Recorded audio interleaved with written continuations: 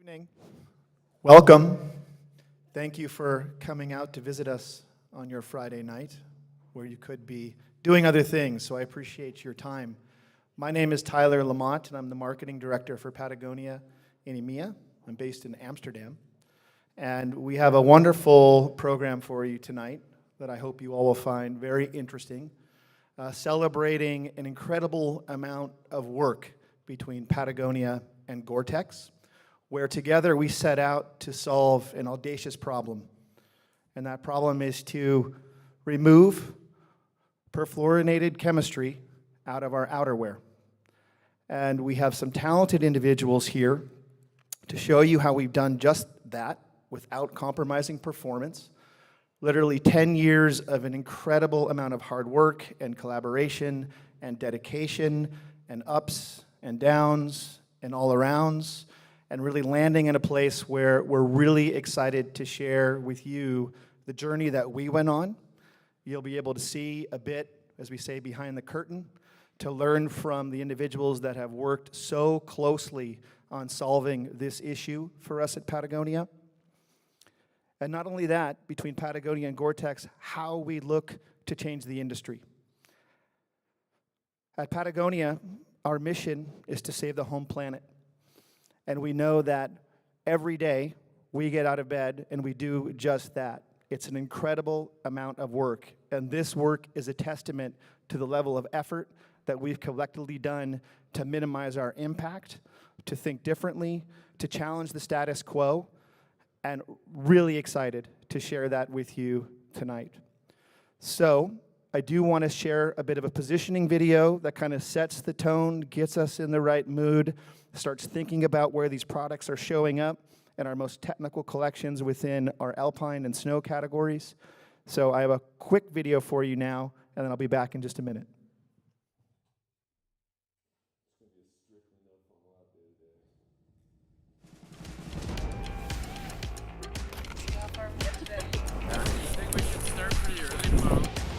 Like right now, nothing tells me we should turn around. Yeah. How's it going now? He's right along. Oh my god.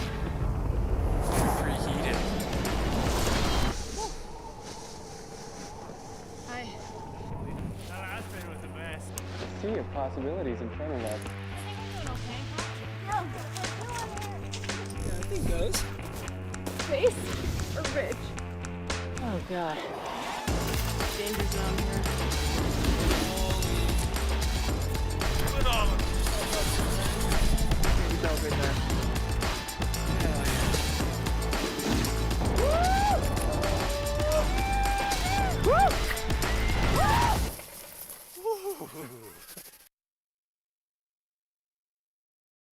That's a little bit of a vibe for the conversation that we're going to go into in just a few. But we're also fortunate to have Nina Eichinger with us tonight to be moderating on behalf of the conversation, as she'll work with our special guests from Patagonia and Gore-Tex to do a deeper dive and extract a wonderful story about how we got to this place. So I'll invite Nina to come on up. Thank you so much. Thank you so much, Tyler. Yeah, hearing you speak, I'm wondering why I'm here, in all honesty. Thank you so much for this introduction. So, yeah, good to have you here. Good to have you here for great chemistry. And at this point, I also want to say a big warm welcome to all our viewers from the live stream, because all of this is going to be live streamed as well. So welcome and hello from Munich, Germany, and good to have you. We're excited, or I'm excited. I'm actually quite nervous as well, because it's not every day that you get to work for a brand that you actually truly like, especially in my field. People hire you, you kind of have to say your thing, but it's always a great honor and a privilege to stand on a stage and talk. It goes back and forth, the microphone. Is it better this way? Or I'll use the other microphone. How about that? We'll try it one more time. So it's a great privilege to be here, simply due to the fact that I come from the environmental field and I'm a huge lover of the outdoor sports. And because of that, obviously, like most of you, I have a very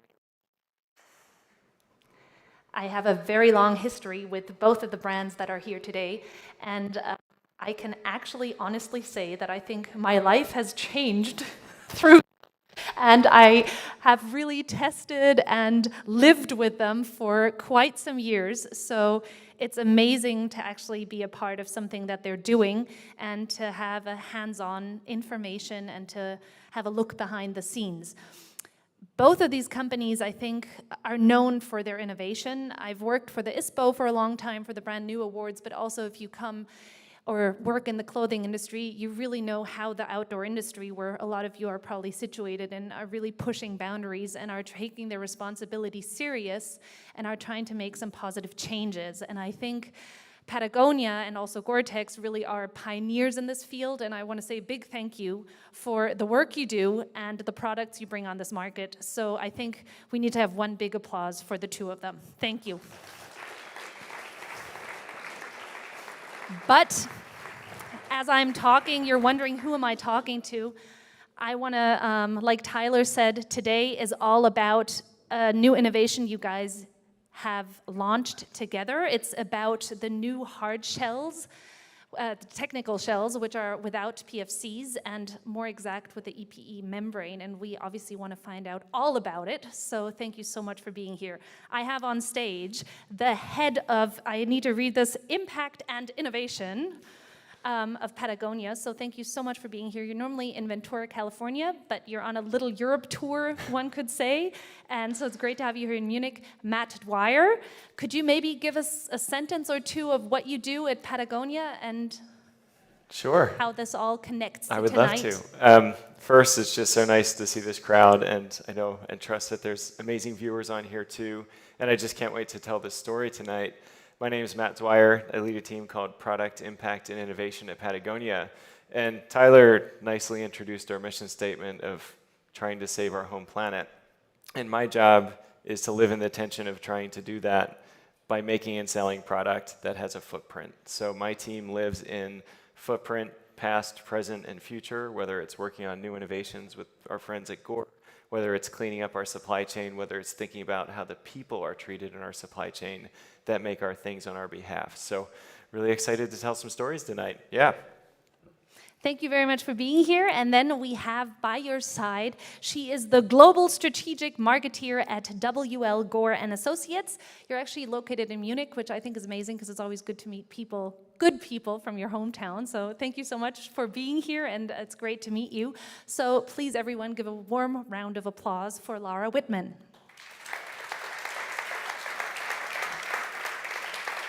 Lara, could you also explain to us maybe in a sentence or two what you do?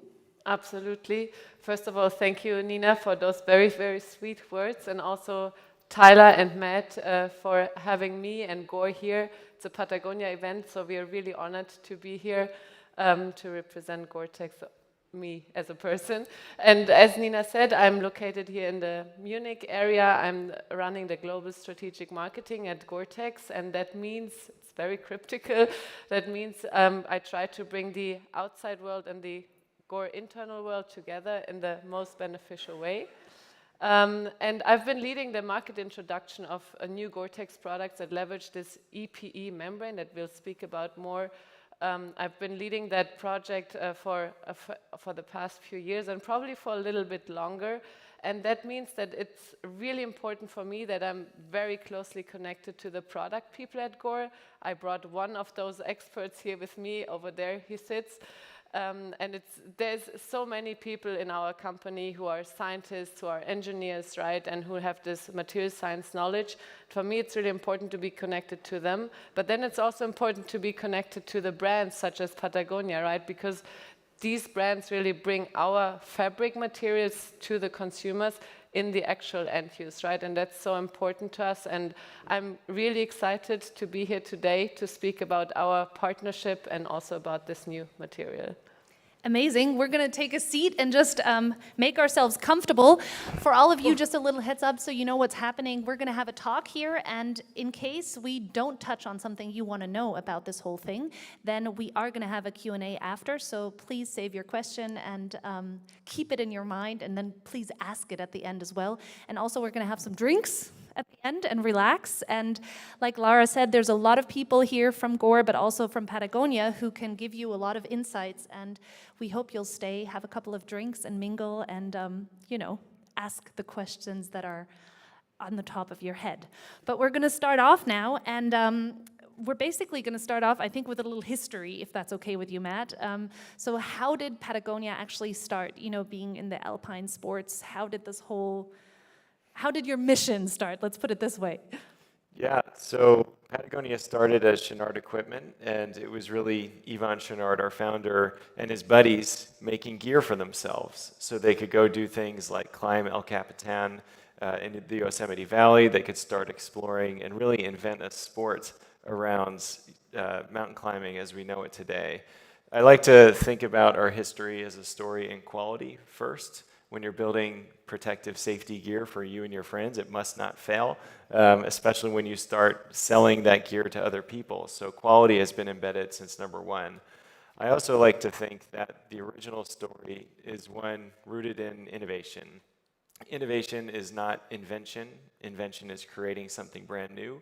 Innovation is taking something that exists and adding value or utility by means of being really clever. So the piton, the original protective piece of gear that you hammer into the crack in the wall, clip into it, and it keeps you safe, had been around for a very long time, but was traditionally made of cast iron. What Yvon and his friends did was take aerospace-grade metals that had been developed to make metal things fly in the air and apply them to this product form. And that was both materials science, but it was really materials innovation.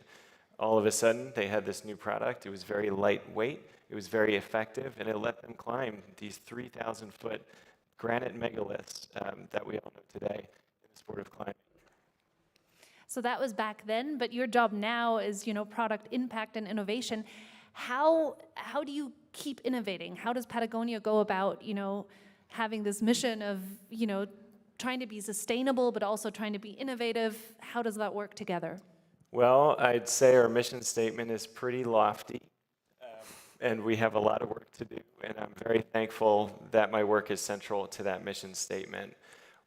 What we say at home back in Ventura, California, is that we can never let perfect get in the way of making progress. And what that means is that we often have to have hard conversations about how do we move this big problem forward, knowing that the perfect solution doesn't exist today.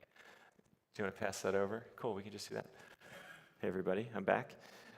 So really, we have to be okay and we have to be comfortable knowing that the solutions to the problems we're trying to solve don't yet exist. And we have to not let that cripple us, and we have to move forward for the sake of making progress. So in the case of PFCs and working with Gore, it was a long process, 10 years in the works, trial, error, working together, figuring things out to get here. And that was a really hard problem to solve that we're going to talk about tonight, and just one example. Before we go into that collaboration, I'd actually also like to hear from you, Lara. Could you just give us a bit of insight, about Gore, about Gore-Tex, the brand, and what you guys do, and how you push innovation, and what brands you work with? Nina, how much time do we have? 3 days? No, let's keep this. Okay, I try to be a little bit shorter. Gore, we are a global privately held company. We are active across various industries, from healthcare, aerospace to fabrics. We are really focused. We understand ourselves as a material science company, so there's many R&D people in our house. We have 3,500 inventions and probably counting. And this is probably all rooted in the beliefs of our founders. Viv and Bill Gore. I think here you see the son, actually, of those two.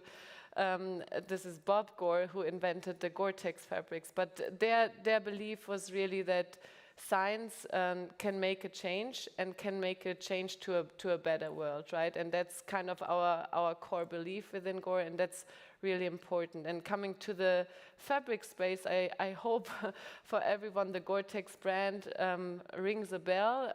What we do is we provide high performance fabric solutions for when people want to be protected from the elements, so from water, from wind. And we have a very strong focus on quality, similar like Patagonia, on longevity. And maybe some of you also know that we provide a guaranteed to keep you dry promise that kind of shows that we are really providing durably waterproof and breathable fabric solutions, right? That's something that's the piece what we are really proud of and what we want to continue to stand for. We are, as I said, a materials science company, and that means that we are really constantly exploring, we are constantly trying to improve the materials that we have and that we develop, and we also have the capabilities to identify products or materials and to understand how we can develop them and bring them to the market. But we can't do that alone. We are an ingredient brand, right? So we sell our products to brands such as Patagonia. So that means we are working in collaboration, right? And that's a really key aspect for us because eventually we want to serve the needs of consumers together with the brands that we work with. Yeah, and speaking about polyethylene or the EPE membrane, that was nothing different, right? Here it was also, I think in 2012, our technical team started to look for complementary membrane materials.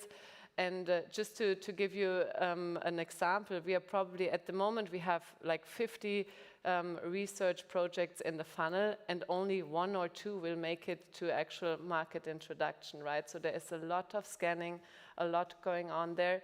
But this polyethylene, we really, and just speaking with our technical leader just recently, he said, yeah, there was this one field trial where I was like, I think this polyethylene, it's a commonly used plastic, there's something special about it in how we can apply our capabilities, our material understanding to this material, and we really went after this to understand how we can create something out of it. And then it was really good. Patagonia knocked on our doors and was like, hey Gore, you have great products, but we want a solution that is PFC free. And this was a great start. We were able to show them first concepts, and maybe Matt, you can speak a little bit about what happened then. So Patagonia has a reputation of asking our suppliers to do really difficult things, and this is one of the most difficult.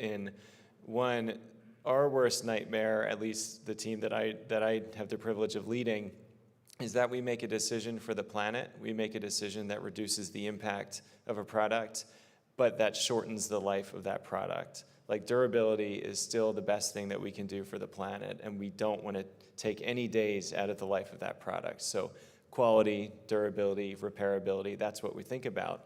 And we sat down with Gore and said, we have some pretty lofty goals around removing PFCs from our product line. We have a date, we have a line in the sand, and if we don't meet it, Yvon Chouinard's going to come to my desk and say something really nasty to me or something. Not really, that's not.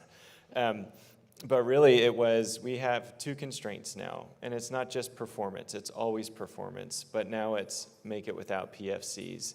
And that was really the genesis of this conversation, where if Gore's the material science company at the table, we're the product company at the table. Our reputation is on the line just as much as theirs, and the product needs to perform in the field. So we have an amazing crew of ambassadors, of athletes. We'll have some cool pics behind us today, and they're our customer when we're developing new products. It has to work for them. And if it works for them, it'll work for anybody else who picks it up. If it works, I think that's the big, if you start in an innovative process like that. Lara, can you maybe give us a little heads up? You said you were already kind of looking into it, but what was the challenge of making this EPE membrane? Yeah, they definitely were challenges. I think Tyler said it really nicely. There were ups and downs and arounds. The first challenge was probably to really get it to this high level of product performance that we as a Gore-Tex brand stand for. The good thing is that we think we are, and we know we are at this point now, and we really provide this durable, waterproof, windproof, breathable performance that the Gore-Tex brand stands for, right? That's a great achievement, but it sounds so easy. It was not easy, right? It was a huge, very, very long path. About how long? Yeah, I mean, the first products got launched last year, so in 22, and we started looking at it in 2012. So it's Fair it's enough. quite a long Yeah. path.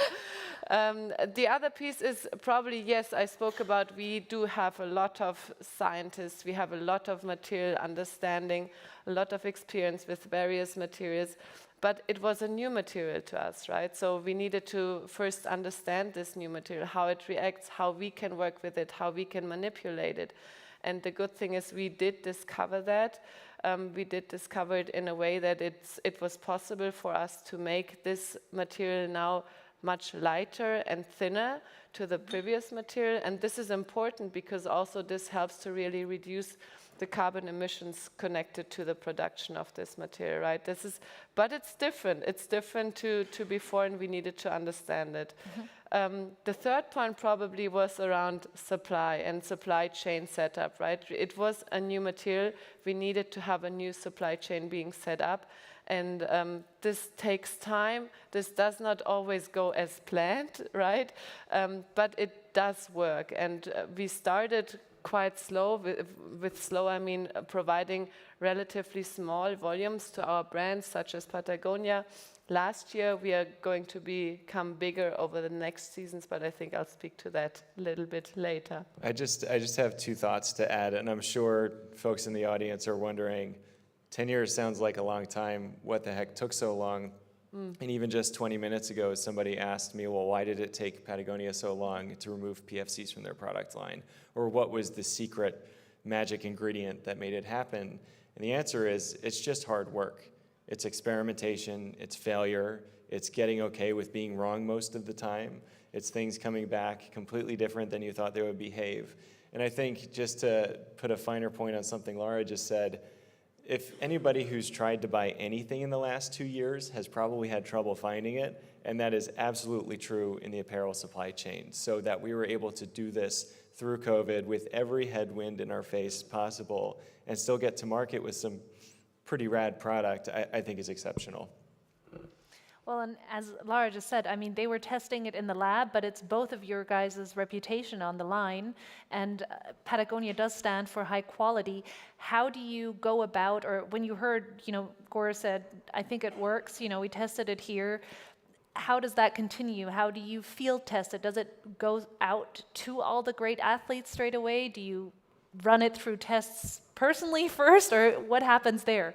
Well, as soon as we get over our initial massive excitement and asking them how soon we can get it, then we start the product development process in earnest. So we have materials developers, we have chemists, we have engineers on our team, and they're really specialists in what does a fabric need to do to perform for a product. So we always say that form, so the fabric or the material or the design, the form follows the function, and it always starts with the function. So in the middle, we have a lab. The lab exists, and there's some great folks in there who eat, sleep, and dream testing fabrics. Amazing. And the lab's purpose is really to ensure that when the fabric, trim, zipper, button gets into product, that it's not going to completely explode in the field. So really it is those field testers, those ambassadors, those people doing crazy, cold, and scary things who are the ones who tell us, hey, you're onto something here, or hey, that one's not going to work for me, and here's why. I do hope that it's tested out before, because imagining being up on a mountain like that and then the button busts off, you're just like, that is not the place and time you want to test that. Many of them are actually our coworkers too, Okay. so you don't want to be at the coffee machine and run into the person whose jacket failed on them doing something like this. Definitely. You also just said, that the EPE membrane is a lot thinner and lighter, and that is, one of the main points that you guys are very excited about. What does that mean? What products did you immediately kind of in your head match it up with, and what do you think it's best used for at Patagonia? What is your hopes for this? And Do you want me to go? And You can go. Thanks. Well, of course, we were so excited when we first saw it. We wanted to put it everywhere and start with the absolute hardest application possible. We decided not to do that. What's amazing about the platform, and you'll see it if you get a chance to touch and feel the garments, is that we can do even more with it than we were able to do before with the previous generation of Gore-Tex membrane. Because it's thin, because it's light, it's more breathable, it's more pliable. We can make softer fabrics, we can make higher performing fabrics. And really what you'll see over the next few years is a continued exploration and proliferation throughout the capabilities of this film. We decided with Gore to start small and safe. We had to start small because we had constraints in the beginning in scaling, as Laura so nicely mentioned. But we decided to start safe. The last thing we wanted to do was put out a really difficult application of this new film, learn something that we didn't know the hard way, so in product with our customers, and end up with it not working out. We believed in this for the long run, and we said, let's take the path, of course, of least resistance, but let's make sure we have risk in mind and quality in mind at the same time. So we started with a really beautiful snow garment that we launched last fall, and now we have a couple other really cool things posted around the building. Mm-hmm. What is, for the consumer themselves, if they buy a new product with this EPE membrane, is there anything very different in aspects of taking care of it and an aspect of, like, how do I have to treat it? Or what is is there something where it behaves completely different than, the technical shells we had before? Should I take it? Probably no. Okay. So from a perception. Probably, yeah. That's okay. I would say no. Okay. I've been testing many jackets as well. Okay. From a performance perspective, it will kind of really be perceived as the Gore-Tex jackets, Patagonia jackets that you've been buying in the past years. The one thing you're mentioning about the care guidance that we do provide around it, right? This new membrane, it's really, what did you say, Matt? The membrane is the cheese and the cheese sandwich. It's the cheese and the grilled cheese sandwich. And the grilled cheese sandwich, Maybe thank you. Swiss cheese. It's really embedded into textiles, right? We glue, we laminate textiles on the surface facing the outward and facing the body in addition. So probably most of the consumers won't even touch the membrane directly. So that means from a wash and care perspective, it's the same.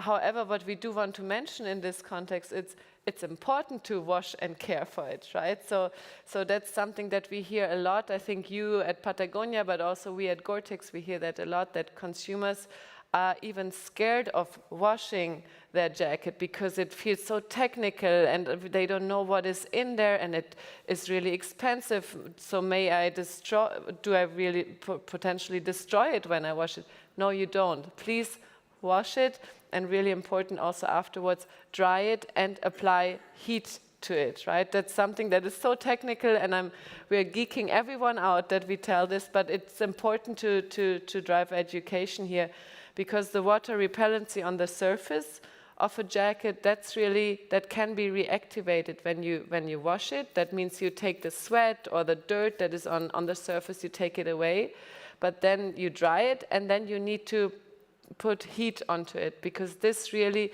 reactivates the durable water repellency performance that those fabrics have. It's really embarrassing, but I I know, honestly, all truly falling did not know this. I learned this today at lunch.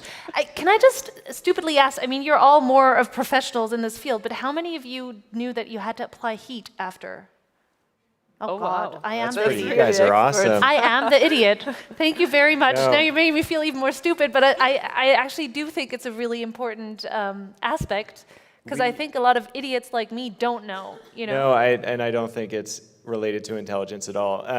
We did a study a few years ago about care and repair and service for waterproof jackets, and we surveyed 2,400 of our customers who bought everything from the Torrent shell all the way to the Super Alpine Gore-Tex Pro shell. And on average, 2,400 people, they wash their jacket less than once a year. So they're essentially not washing their jacket. And this is everybody walking their dogs, doing crazy feats in really hardcore places. They're just not taking care of their things. And really for us, and whether it's a Gore-Tex product or not, we need to keep our things clean. We need to keep them serviced to keep them in life for as long as possible. And that's really the answer. What can you tell us what your future with this EPE membrane is? Are you going to go more technical? I'm also going to ask Lara in a second, but is this something that you're looking at for the future with this, or in what direction are you heading? My PR people usually tell me not to talk about the future too much, but I mean, as soon as we saw it, we knew that we wanted to put it in the highest test technical products, and that's what we've been working closely with Gore to do. So we've got some horizons, we've got some milestones, we have a ton of testing to do, a ton of scale up and hard work to do, but really our dream is to see it in that Gore-Tex Pro level.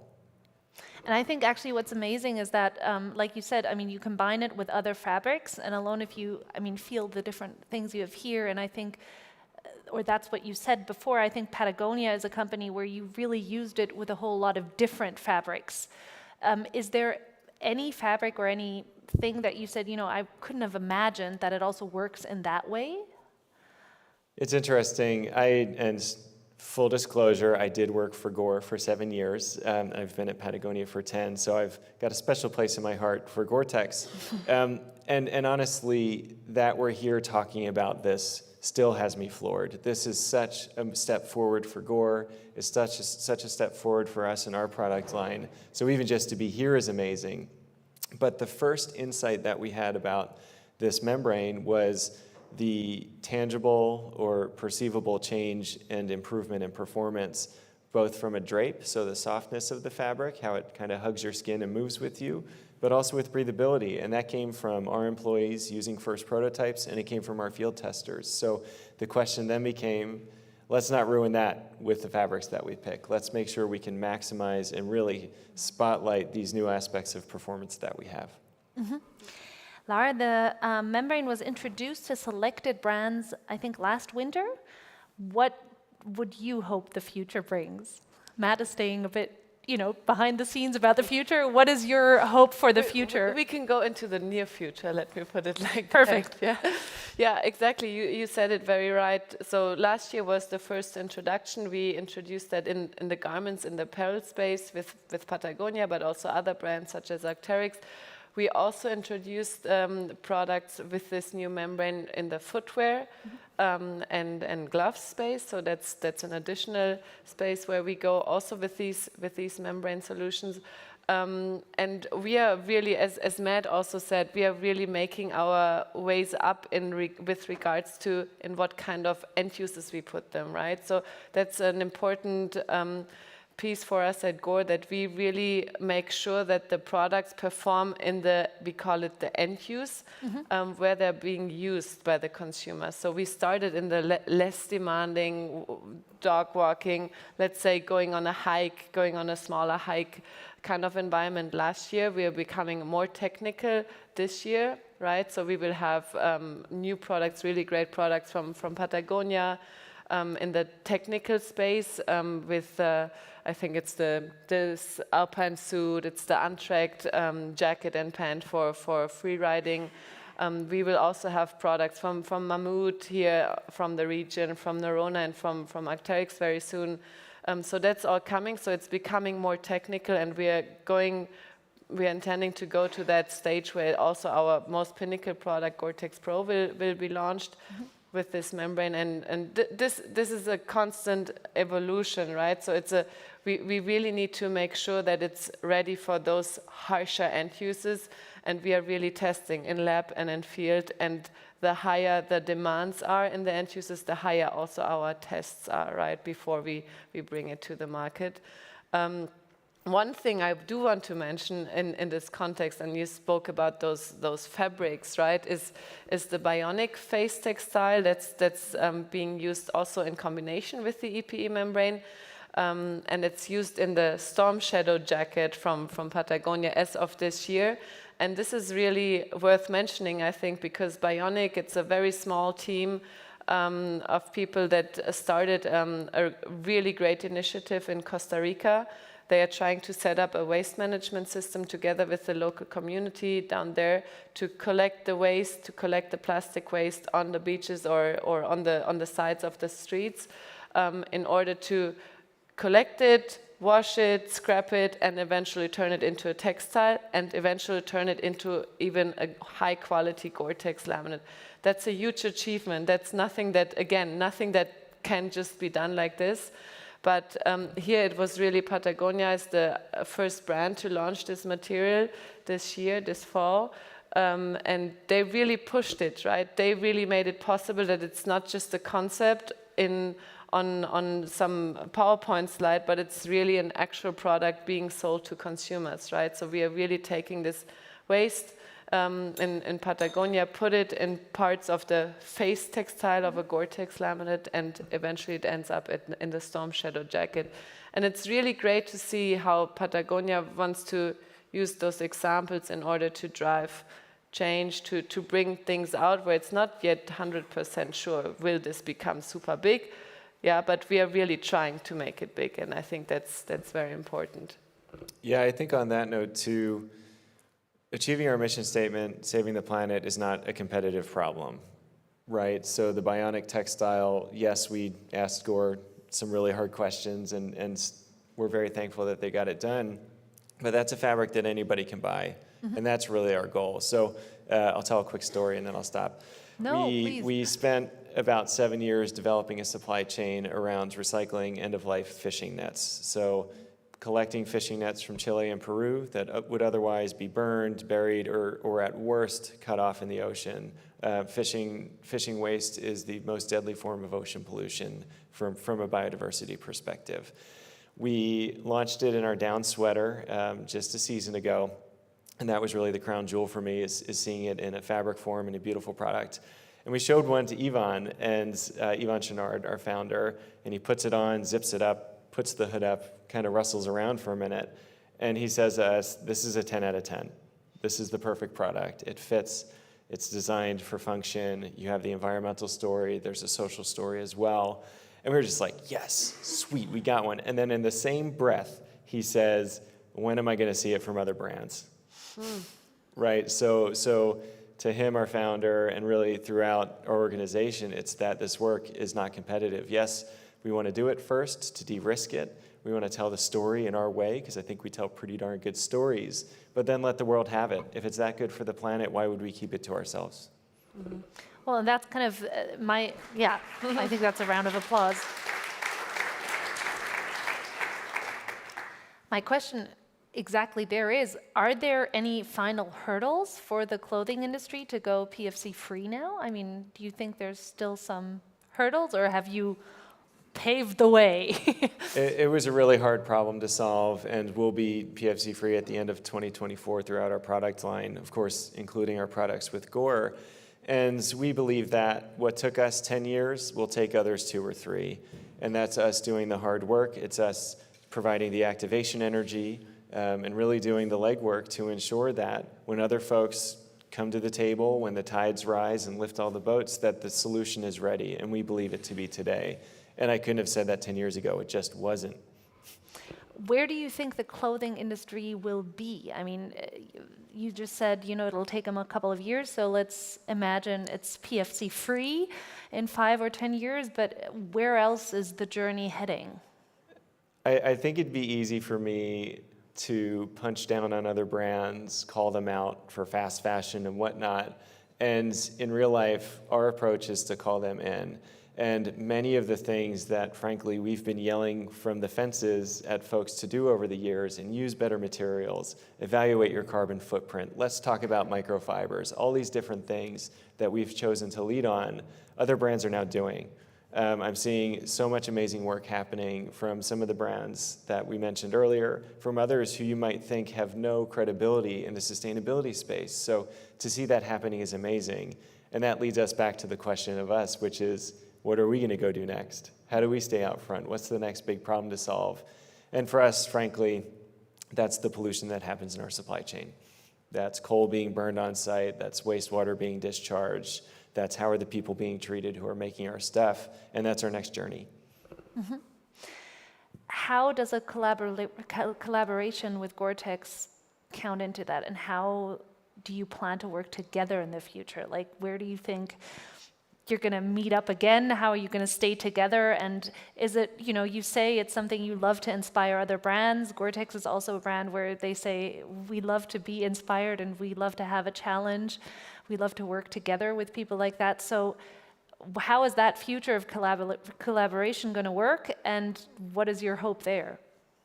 It's already happening, and it's really, really exciting. I think EPE was an amazing example of partnership and really the first where we behaved with each other like we did in collaboration.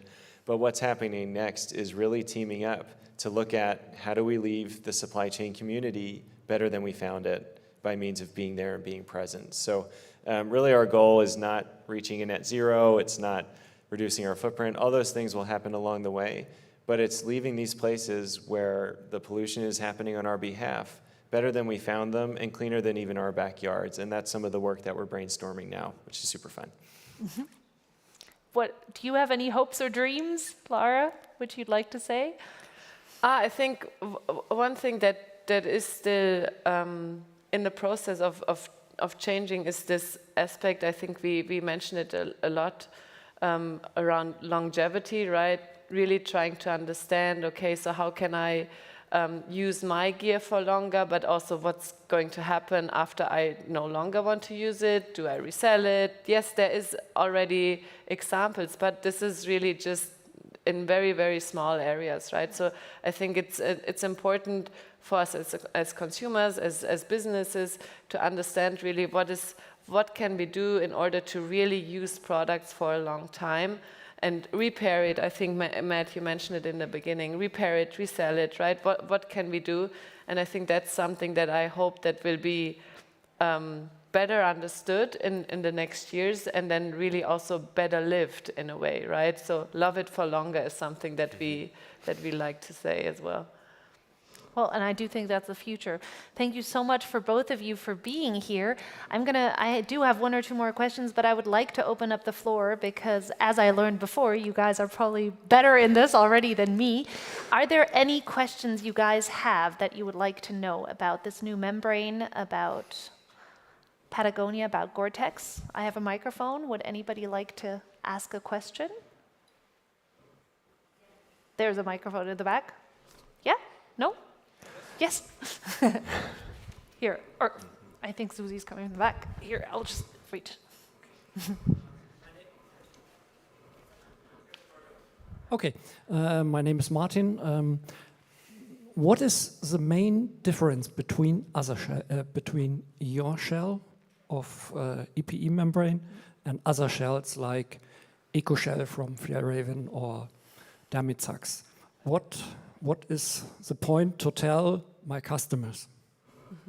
It's a great question. And especially when we're talking about technical product, it can get pretty detailed pretty easily. When it comes to Patagonia, we of course talk about design for function, we talk about design for repair. We celebrate the materials platforms as the embodiment of everything we say we do. And we also tout things like our ironclad guarantee. If you send it back to us, we will fix it and we will repair it. And if we can't fix it, we'll find a responsible place to send it to harvest those ingredients back. I think also we have to think about what is the intended use of these products. So a waxed cotton canvas, for example, would be great for wearing around the city or to the bar or whatever. But that's not the same functional use as something like the Alpine suit that you see out there. So I think we try and arm our retail employees, the front line, those who know our products best, with those talking points, and not even just brand to brand, because frankly, many of us share the same suppliers, and many of our products are made in the same factories. But really, even within the Patagonia brands and the dozens of different shells that we offer, we have to be able to differentiate, and it always starts with function. What was this intended to do? But then could you maybe elaborate a little bit about, what especially we said before, it was thinner, it's lighter. What are some other aspects where you say, that's how it really wowed us, or that's why we're so happy and excited about it? Oh, totally. Yeah, why don't you go? Yeah, one comment that in this context, I mean, I speak for Gore-Tex, right? So it's really about this. What I said before, we have a huge amount of people who are scientists, but we also have a huge amount of people who really have a strong product knowledge and who make sure that the quality is tested that we do. So we test a lot. We do provide a lot of service in various chapters of the supply chain, right? We try to provide services to the garment making factories. So this is all something where we really focus on because we want to provide products that are really durable and are really lasting for a long time. It's really a lot of efforts. It's really many people being involved, but we think it's worth it because that way we can assure that our products are really made for a long time. And like specifically going to the EPE membrane, Yeah. what is it that, you said, wow, this is really, I mean, it's PFC free. Is there what were like some problems with it and what are the big plus? You said you can really bring down the carbon emissions, but like how about durability? What did all the people you tested it with, what did they like about it? Oftentimes, we're caught in this really difficult situation where we have to consider impact and performance being at odds with each other. You either get one or the other. And in this case, what's so special about it is not even the PFC-free moment. It's not even the reduced carbon, waste, and water associated with it. It's that they can do all that and still have the Gore-Tex hang tag on it. It still performs as highly as the Gore-Tex that we know and trust. And for us, when you can do both, that's when the most magic happens. Those are the best situations. Do we have any more questions? Yeah. I have two questions. The first one, is it patented? And the second one, how long will it take to come out with the Pro one? Yes, it is patented. The details we need to discuss with my colleague who is also in the room, but yes, we do have some sort of IP protection around it. Gore-Tex Pro is in the making, and we hope to be out there very, very soon. How soon? Can we get it sooner? Sorry, I had to. Don't make me sweat. This is my job. You have to have a plus for this, I mean. It won't be next year, but maybe the year after.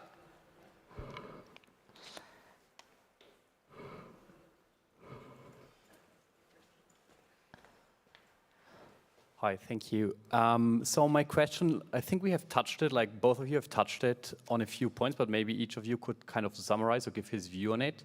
So we have been talking about longevity, about having like less impact with the same performance. But a lot of stuff, at least in this area here, is really just bought to walk down your dog to the street maybe. And even you could I don't know, like very few people use the stuff that 10 or 100,000 times. You could use it until it really falls apart. Like usually after 3 years, it's just out of fashion. I don't like the color anymore. I get a new one. Like, where does like this aspect about, it's not fast fashion, like don't get me wrong, but people will just buy the stuff because they don't like the color anymore. Like where does this trade-off between durability and does this specific product really need this durability? And is maybe the impact of people buying 3 times this really durable product, like is this really the way to go for the planet?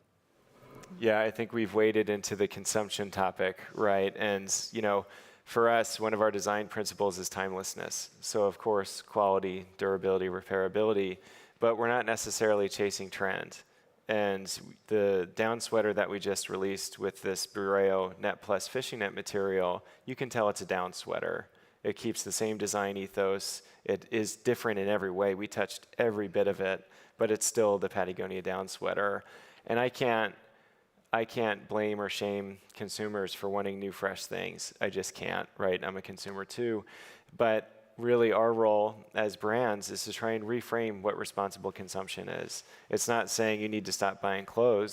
It's saying by placing your dollars or your funds with us, we're going to do the best for the planet with it. We're going to help you repair it. We're going to help you resell it when you're eventually tired of it. I think we all have maybe closets full of things we haven't touched in a while. I want to empty your closet and trust that and hopefully you'll trust that we'll do the right thing with it when we get it. An imperfect answer, I know.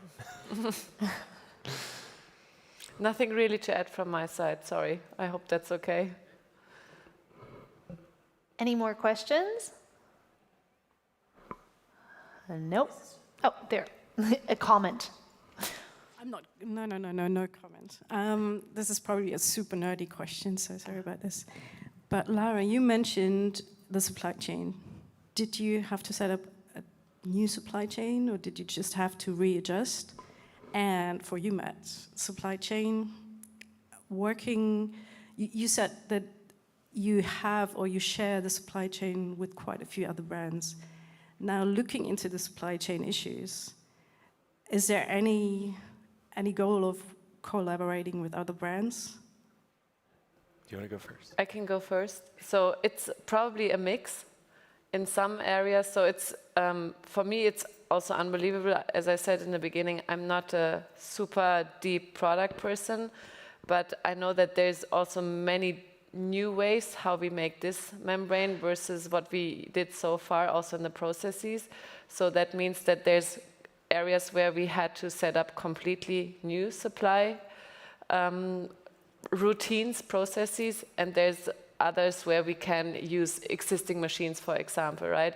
So I think it's a mix of both of them together, but overall it means a lot of change. And the answer of do we collaborate with other apparel companies is absolutely. We have to. In real life, we've got amazing credibility. We've got a huge voice, but we're very small. We don't own our supply chain. We're very small customers in many of those factories. So I need a bigger fish's volume to be able to scale the things that we believe are important. And back to our views on exclusivity, back to the planet, saving the planet's not competitive, we need those others to come along with us. Sometimes it's proving that it can be done and hoping that they can show up. Sometimes it's bringing them in at the very beginning and saying, look, I'm going to bring you to my supplier. I'll make the introductions. I'll throw you the collection book of fabrics, full transparency, just so that you can do the right thing too. Thank you for that question. And thank you guys. Is there any more questions? Yes, there is. Hello. Can we keep prices stable for consumers with all this innovation, R&D, or are we expecting prices to skyrocket? It's a really great question. And you know, our mission statement is that we're in business to save our home planet. We have to be in business to save our home planet, which means we care about margins, we care about our costs and overhead, we care about the cost of flights to get places like this, just like anybody else does, with this little extra thing of saving the planet on the tail end. I think we've all experienced the inflation run-up of the past 2 years. That had nothing to do with core EPE, by the way. But really for us, our margins, so the what ends up informing the profit from making and selling our product, they have to pay for a lot.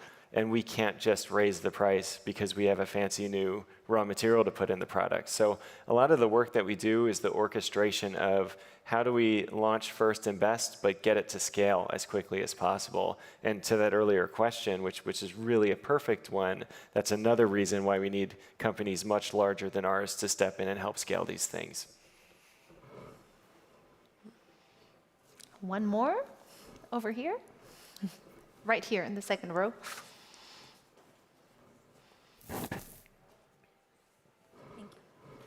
Hi, Matenina. So I do have a question related to carbon reduction strategies that you have in place for this new innovation. I'm just wondering what is the percentage in carbon reduction for this new technology that you are now using in your products compared to the old technology?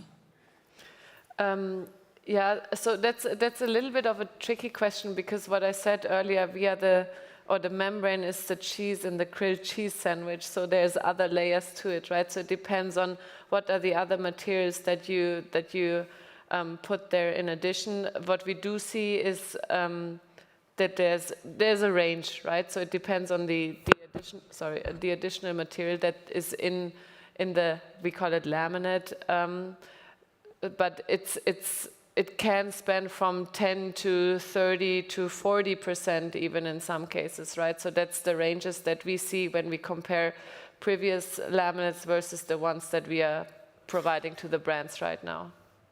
It's huge. It's amazing. And I do have a follow-up question, sorry.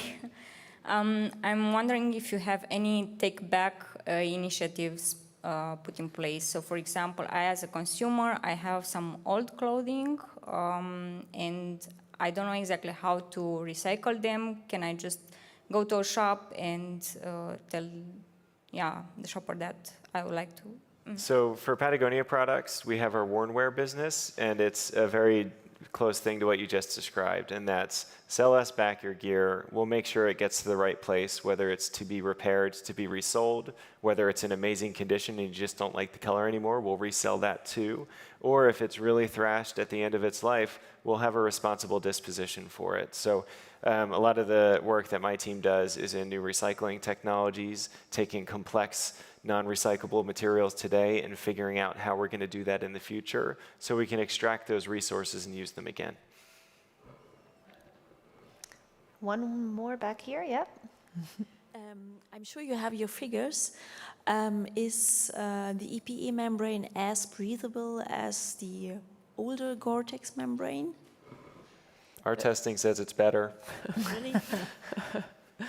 Yeah, that's a good question, right? It's so in the end, it's what we see is that the field trials, that the users who come back with the jackets, especially I'm speaking now about jackets, is really that they like the breathability, right? That they do not have any complaints about the breathability, and therefore we can say it's really on a very similar level as the ones before. And I think with that, we're going to wrap up a bit. I would like, as a last question or a statement, I know that you actually take consumer critique, but also inspiration very personal at Patagonia, and that is something that you really build on and that you try to answer to. How much, you said you want to be timeless, how much can you take into account and how much do you leave out? It's interesting, and that is actually, people always ask what's the magic behind Patagonia, and frankly, I'm the most uncomfortable when people compliment us because I see all the work that we still need to do, but thank you. There is a lot of product, there's a lot of distribution, there are a lot of retail partners who would love to have stores full of Patagonia, and oftentimes we say no. And it's monitoring the size of our product line. It's not making too much stuff. It's being very careful with the orders that we place and the product that gets created for us.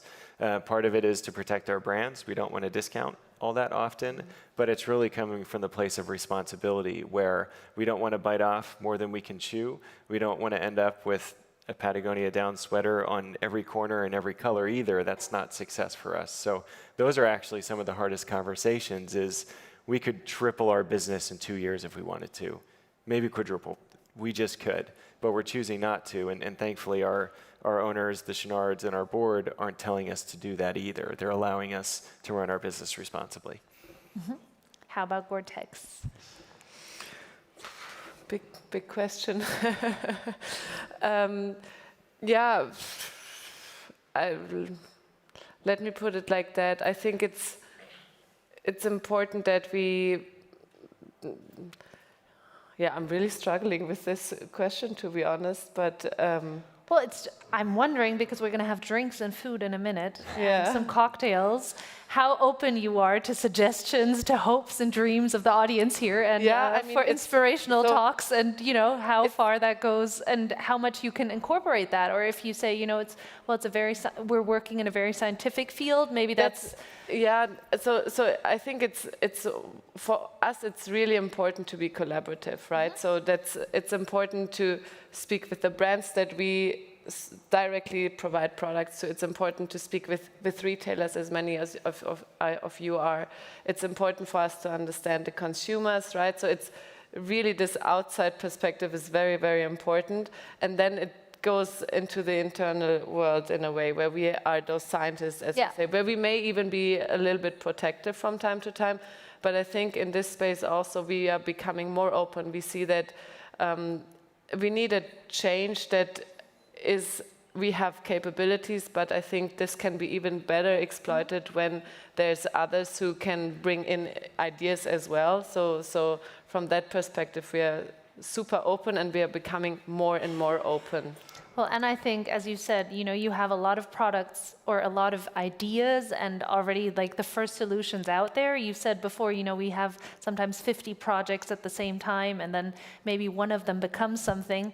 But I think this could be a great opportunity if any of you have any hopes or wishes to actually grab a drink with you in a second and to talk about that. I just have one point, and then I'll stop. No, we're here for you. And I've seen this, and I know this, and I believe this to be true, is great ideas can come from anywhere. We get hit up all the time by students, by businesses, by innovators, and we always take the call because you just never know what's going to come out of it, and that's part of our job. So thank you very, very much for being here.